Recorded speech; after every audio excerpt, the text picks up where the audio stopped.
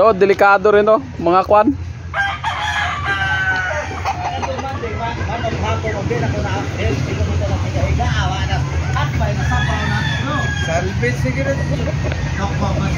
Grabe yung aso na yun.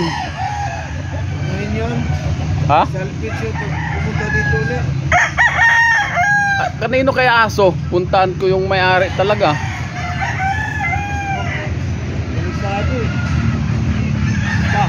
Pag nakain yun, sayang. Ay, ilang buwan hirapan. Tapos nung medyo malapit-lapit na sa Katotohanan. ganun lang.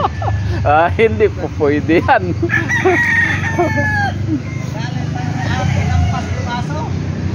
Sa 100 na sisiw, yan lang kinuha ko 2.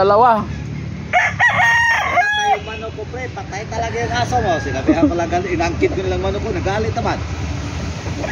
Sinabi ko, namatay ako ng manok, kinagat sa aso, di ko na kita kung kaninong aso nagkagat.